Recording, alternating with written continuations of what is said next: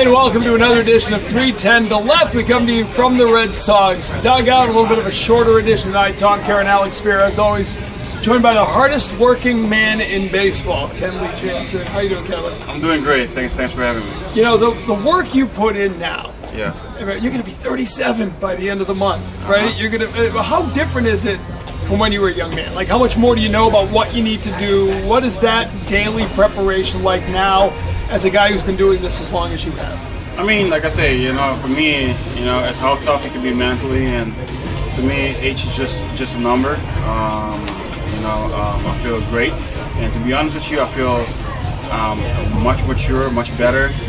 Understand how my body works, and understand, your body talking to you, communicating with you every day. Need to know what you need to do or what you have to do, and so you don't overwork yourself. So definitely having a routine that helps me, and I believe in the hard working man. Do what I have to do for you. So of course, down the road you're gonna adjust with your workouts, but I think it's good for the body, and keep putting exercise on it, and knowing when it needs some rest, knowing when it needs to get pushed, and like I say, be consistent, have a routine every day, and prepare for a ball game. You said have conversations with your body all the time. Are those conversations though, like especially August, September, different as you are 36 years old than you were back when you were making your major league debut in 2011? I mean, yeah, for sure. You got to be honest with yourself, so you don't hurt the team. So like I say, I feel great. I feel good. Whenever I'm healthy, I'm up to do whatever I need to do to help the team win. So age is just a number, but it's cool to think about. Like, let's think back to youth, right? Like, it's wild to me to think about like the beginning of your big league career. Mm-hmm. You saved a game in your second big league appearance, right? Yeah. Like, you're going right at how much you love saves. You love the role that you've carved for yourself in the game, in the history of the game. How well do you remember the first save? It was unbelievable, to be honest with you. It was nerve-wracking. That first one, I'm telling you, coming from a MLB debut, the first a day after. Yeah, you pitching at Dodger Stadium. That's like 50,000 fans over there, and I'm gonna tell you, it's fun, but at the same time, you don't feel your legs. So, you just, I don't know how I did it, but it went quick and natural and easy, and thank God that I did it. And now, I'm enjoying this role for quite a while now, and having as much save that I have, and focus on help the team win ball games. Like, this wasn't a cheap save. This was no 3-run or 3-inning it was a 1-run game. Yeah. 1-0 game. Yeah, 1-0 game. Right? Yeah. Like Clayton Kershaw, your first. I think the first guy. I think you caught Clayton's professional debut. I caught Clayton's debut in Gulf Coast, and I got my first save while he's throwing a shutout, and we do a shutout combined together that year. So you remember the batters? I think that year, it was, if I'm not mistaken, I think it's Ike Davis, Jason Day, and Carlos Beltran. Ding, ding, ding, 3 for 3. 3 for 3, yeah, I remember that. So I remember it was a punchy, and then Beltran, ground ball. I forgot, something like that. And I think the last one was a punchy. Yeah, the last one was a punchy, and I got out of it. Did you realize right then, like, the adrenaline, what you were feeling in that 9th inning, that you were going to thrive on that? Oh man, that's that young Kenley throwing 97, 99. So, didn't know that the ball was cutting. So, yeah, I mean, the adrenaline was amazing. It was to the roof. I'm telling you, like, I still remember that day, that night. Staying at the hotel at that time, fell asleep because I was still. I mean, we played a 1 o'clock game. Talk about at 1 o'clock, I'm still up, like delighted, like how that outing went, and talking to my whole family. Yeah, it was great. I still remember that. Dennis Eckersley, who I worked with a long time, he used to say that adrenaline, as he got older, he needed it more. Like, it was that much harder to come into a non-save or earlier in the game, or the days that you just need work, because you sort of become dependent on it. You draw on every little thing you can get to get ready to get out there. Did you find that as you've gotten older, that you sort of find those ways to motivate yourself? You grab at things that help you be your best? Yeah, I mean, pitching to me is almost kind of like easy pitching in the ninth for me now. Like, it's easier to pitch in a 1-run lead, because the adrenaline's going to kick in. I mean, I'm not disrespecting the game, but I'm just telling you the reality, how I feel after being doing it for so long. to pitch in a one-run game is a little bit easier, I feel like, because it's the tension, the adrenaline, everything's going to help you. Like, you know, your body tense up, and you know how you need to calm it down and figure it out. And like I say, everything is going to the roof. The hardest one is the 3-run saves, and non-safe situation I really suck. So I'm not gonna lie about it. So those are the toughest ones to basically create something. Like you just try to create something that basically not existing, and you know, but it's no excuse. You gotta do it sometimes, but it's the most irritating because once the inning is over and you sit in the dugout and you're like, what the heck happened? And now you're back to reality, and it's like, man, like I'm trying to control that, but it's just, that's the reality of it. Like, it's so much, you know, easier to pitch in such situation of getting saving ball games for me now. It's interesting to me to think back to that team that you were debuting with, the 2011 Dodgers, right? Not only because of that first like, whoa, that thing that keeps you up all night when you lock down a 1-0 game, but also because of where that team was, right? Like, yeah. Because that was, you know, we are used to seeing the Dodgers being on top of the baseball world year after year after year. Mm-hmm. That was kind of those were kind of the platform years. Those was the bankrupt Dodgers. Yeah, we're fighting. You know, they can't go over the payroll and all of that. So, yeah, man. So it was great, man. It was great. I enjoy it, and you know, it took me a while to get it, a full-time job, but once I got it, it was fun. You know, so in 2013, once we got the new ownership in 2012. Yeah, mid-2012 when you had the big blockbuster trade with the Red Sox. The Red Sox, yeah, and then we didn't make it, and I remember Mark Walter, the owner, came in, and it's like, just when we got eliminated, it's like, take this feeling, embrace it, and next year's gonna be better, and I promise you guys, we're gonna make the playoffs from now. And ever since, like, Dodgers are still successful right now. And that's a taste that you've had over and over, right? Like, speaking of the adrenaline part of things, like you care a lot about pitching in these kinds of meaningful games it means a lot, this time of year. I mean, yeah, it's fun. Like I say, you know, I know I can do it well, and I know where I'm at in my career, and you know, I wanna don't take anything for granted and embrace this moment. And anytime I have a chance to go out there to, you know, embrace that moment and do it well. So that's where I'm at. The saves obviously matter, right? I mean, at this point, you've got the 4th most in history. The guys ahead of you are all in the Hall of Fame. You know, that there's a number there. Nobody knows what it is. Maybe you've already passed it. Maybe you're close to it. You know, we don't know, right? That's up to the voters when they get around to it. But you've talked about this, like that opportunity to get that number as high as you can. That's what it's all about now, right? Yeah, I mean, yes, for sure. I mean, you know, for me, you know, that's up to the writers, and you know, me being as competitive, I feel like I'm not, you know, even that I think maybe, but for me, it's like, you know, you gotta grind. You know, you're not there yet. Like, I'm not there yet with my career. You know, to be just done and go home. Of course, I want to put another ring on my finger. You know, that's hard to do, but you know, that's the first accomplishment that you want to do. So, you know, if you're fighting for that, you know, the saves will come. So, of course, saves is important, and you know, why not 500 and why not 600? You know, I don't think 600 is unrealistic. So, it's how am I going to take care of my body this off season and these next upcoming off seasons. So, you know, just pray to God. Hopefully, I stay healthy, and why not? You know, why not a ring? And then, yeah, we'll see where we at the rankings of saves. You also need to be on a team that's going to get you save opportunities, right? And we talked a lot about this at spring training. Would this be that team? As it turned out, for the better part of this year, they were a surprising team by most people's preseason expectations. You got the save opportunities. They won games. When did you realize that this was going to sort of maybe be better than you expected? Maybe get more of those opportunities? Maybe be a better team than we all thought in Fort Myers? You know, it was tough in the beginning, for sure. But like I say, man, these young guys did a great job and wanted to win. And yeah, of course, we dealt with injuries also. And yeah, I mean, you know, I always say, you know, when it's meant to be, it's meant to be, and it's meant to be for me to be here right now, and I'm here to try to help this team win. I mean, we're still 3 games back. I mean, you can't say it's impossible to make it. Anything can happen. I think if we keep this distance to 3 or 2 games and then we face Minnesota, hopefully, we can do something that can be special and bring this team in the playoffs. Why not? So that's where my mind is, and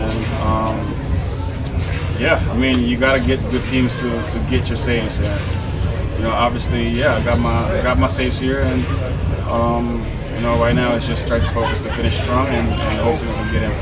For me, there's a pretty drastic difference between like the baseball season pre and post All-Star break, right? Like the physical demands, the workload demands, the way that they kind of catch up with stats, it hits, right? Like the stress that guys are have to put themselves through in order to be available and at their best in late July, August, September. Like that is a huge, that's a huge weight. What have you seen with this? You guys have been, and I want to emphasize this. Like in the first half, you guys have done an unbelievable job of turning late inning advantages into wins, very reliably. Then the second half begins in LA, and kind of things took a little bit of a turn. I mean, like I say, this is how the games go sometimes. I mean, we play over the first half, and sometimes things doesn't go your way, and it takes experience also to get you to the edge. So I think it's a great experience for all these guys to get. We don't know, we still have a chance to get in, but if not, we have to take this experience, and like I say, experience dictate a lot in the second half. Yeah. And that's the one thing that on this, you see this roster, we don't have much of those. So, but it's always a first, and what these guys does, they always grind and always, to me, see how they always care. They always care.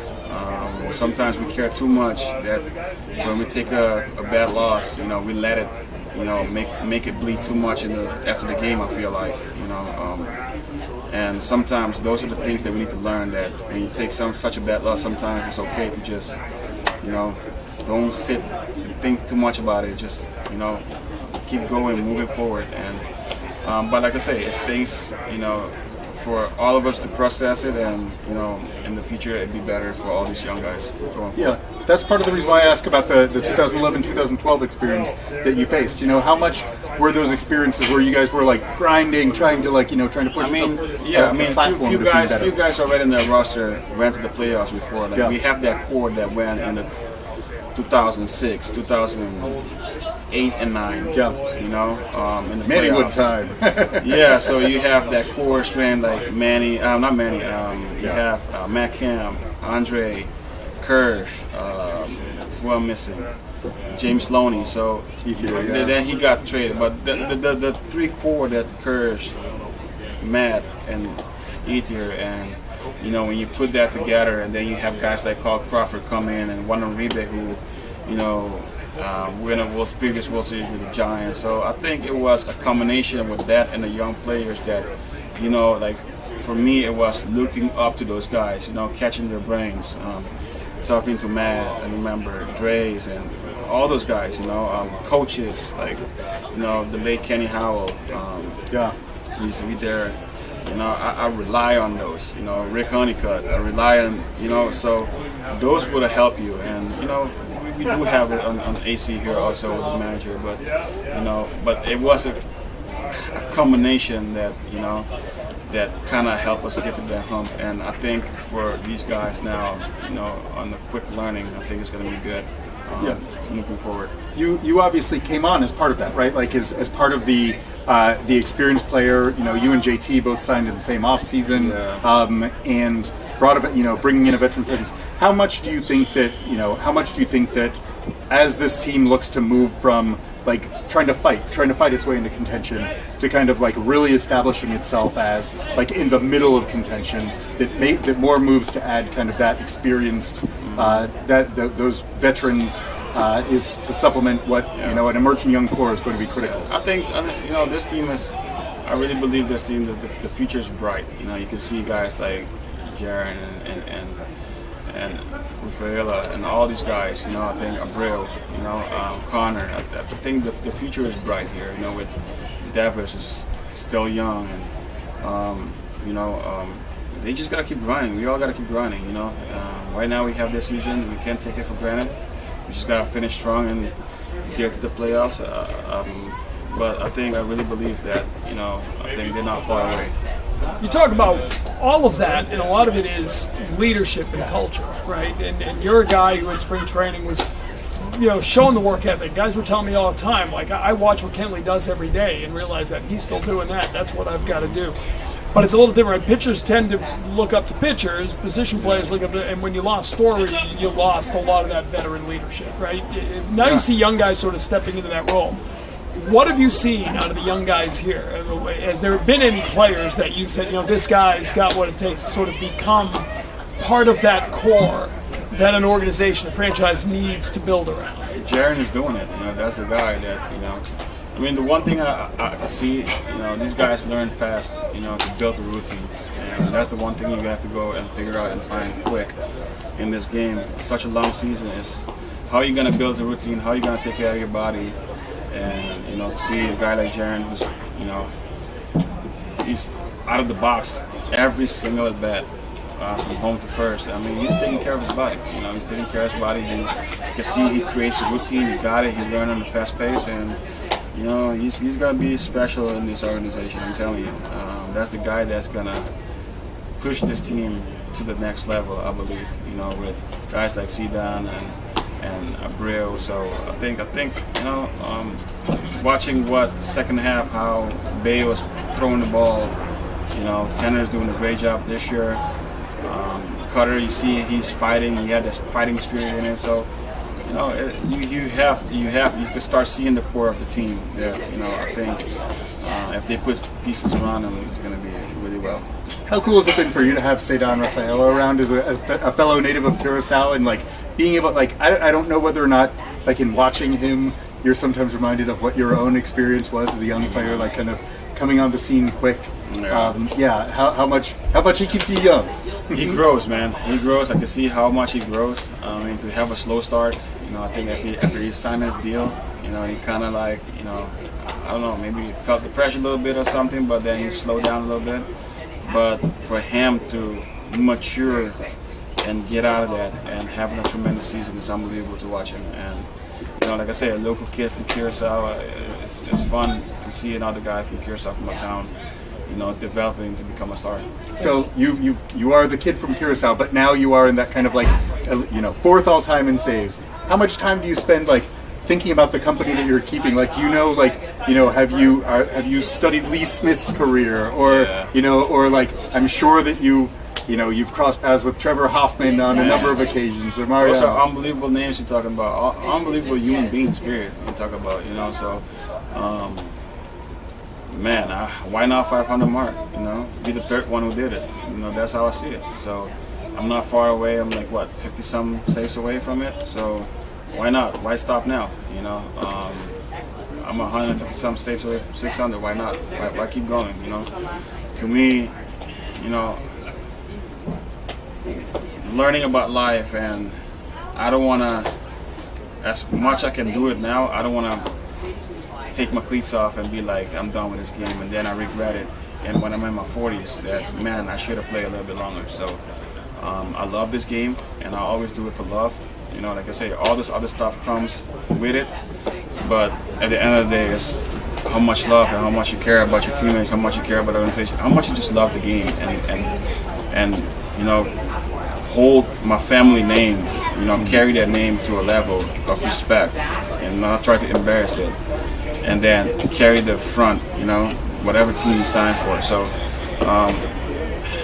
like I say, man, anytime I'm gonna put a uniform on, I want to win.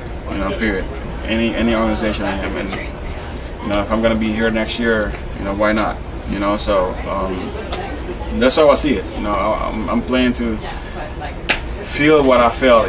3 times in the World Series, and in 2020, that we won, if we finally won it, you know, it's not a better feeling that you want to feel that again. So after fail twice and the third time you got it, so why not? So that's what I'm going to play for this game, you know, till the end. So that's how I see it. The music industry can wait.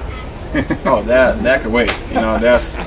But I love that because one of the reasons you're doing it, right, is you want to bring some of the music of the island, some of the music of your culture, your youth, out to the mainstream, and you've got that platform now because of baseball. Yeah, exactly. You know, I mean, listen, the priority is always going to be baseball, no matter what I will do in life. You know, that's my number one love, and everybody knows that. And you know, that's why you have a team, you know, to help develop your platform and music industry. You know, that, you know, a team that you believe, that you trust in, and is doing a great job of it. And I can see how the trending is up right now, fast. So that's a great thing. But on the same time, you know, everybody know that my real, like, we have some passion. Right? We have passion for music. I have passion for, you know, baseball, and you know, I love basketball. So, but at the end of the day, you know, my number one passion, that's I know that it's gonna come to an end at some point, but I don't want it to be now. You know, why continue to go? I mean, I think I have such a great career going on, and you know, I wanna play, and like I say, you know, if you focus on trying to win a title, that everything else is gonna come with it. It's been fun watching you come out that door here at Fenway. Kenley, we appreciate the time. Thank you. Great talking to you. Thank you. Kenley Jansen, the guest on this edition of the 310 Left podcast. We'll catch you again next time. Thanks for listening.